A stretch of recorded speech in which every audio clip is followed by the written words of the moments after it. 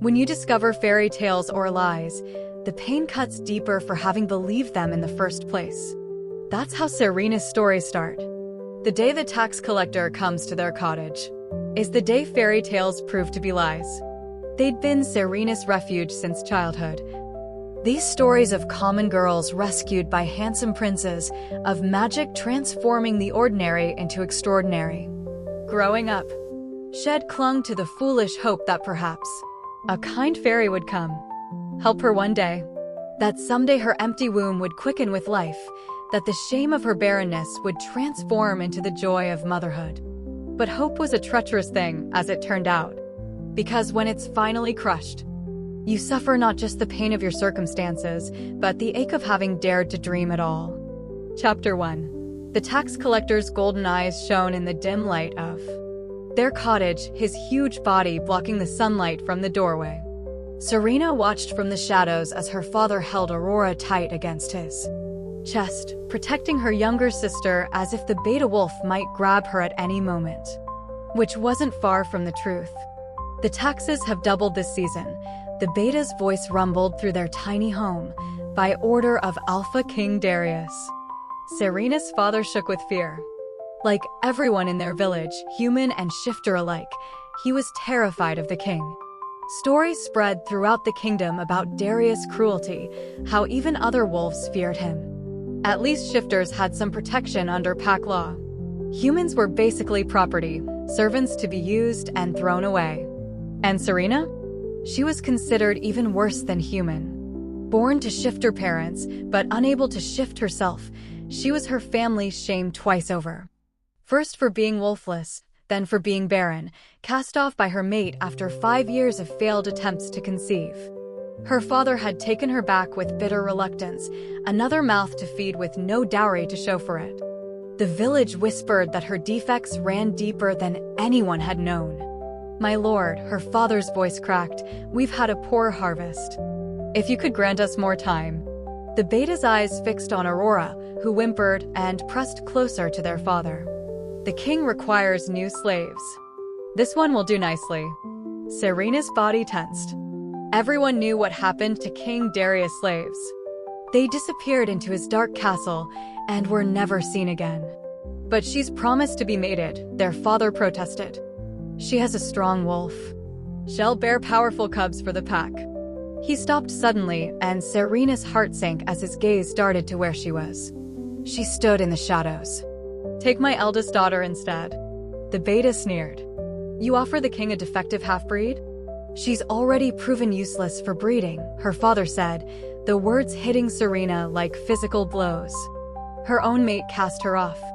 "She's perfect for a slave, practically human already and barren besides." "No loss to the pack." "No loss to the pack?" The beta repeated cruelly. "But then, what gain to the king?" "She tells stories," Aurora blurted out, then shrank back from the beta's sharp glance. "Beautiful stories." Serena closed her eyes briefly. How many times had they mocked her storytelling? Called it a shameful human habit, beneath the dignity of their kind. Yet now they offered it up like a prize, the only value they could find in their broken daughter. "Show him, Serena." Her father grabbed her arm, shoving her to her knees. "Tell him yourself." Serena lifted her head slowly. At least as a slave, she thought with bitter clarity. No one would expect her to bear children. She could never give them. "I would be honored to serve Alpha King Darius. In any way he wishes, my lord," she said. The beta studied her for a long time. There was something calculating in his gaze. That made her skin crawl. Finally, he nodded. "Very well, the defective one will do. Here." Outside, he shifted into his massive wolf form, dark fur gleaming in the afternoon sun. As they left her village behind, Serena didn't look back at her family. She'd learned long ago that stories were the only escape that mattered. Tonight, in her cell, she'd imagine a story where her family saved her, where her sister fought for her, where her father regretted his choice, where being different didn't mean being broken, where a woman's worth wasn't measured by the children she could bear. She was good at making up happy endings, even if they never came true. especially because they never came true. Chapter 2. When the sun rose, Serena caught her first glimpse of Alpha King Darius' castle, towering against the bright morning sky. Its white marble tower shone in the sunlight.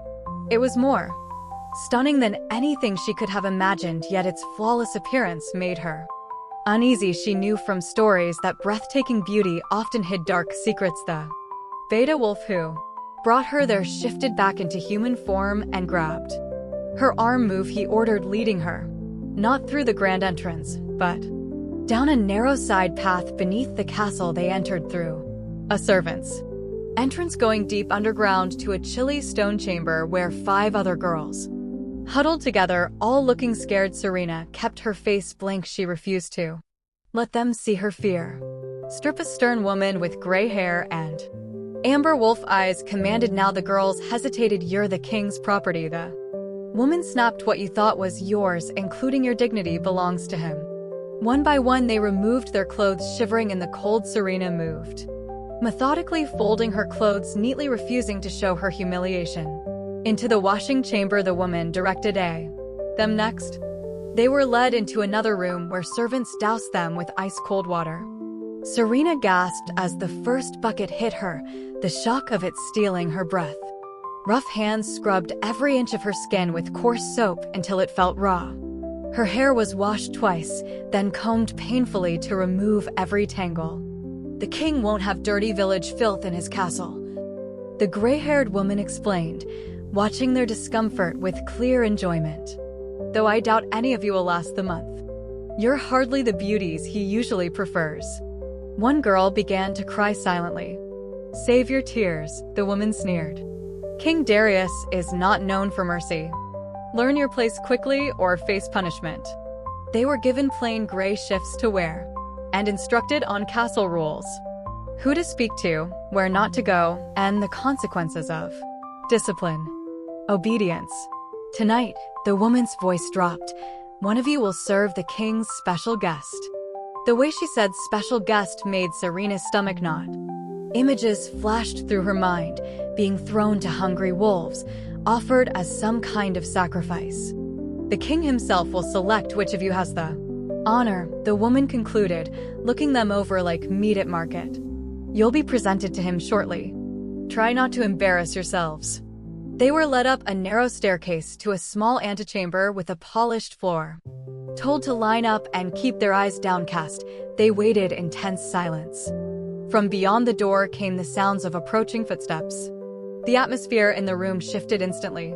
The severe woman who had been tormenting them moments before went rigid, her earlier confidence evaporating. A hand pressed roughly on the back of Serena's neck, forcing her head lower. His Majesty, Alpha King Darius, announced a voice. The marble floor beneath Serena's bare feet seemed to vibrate with each step he took as he moved closer. She kept her eyes fixed on the floor.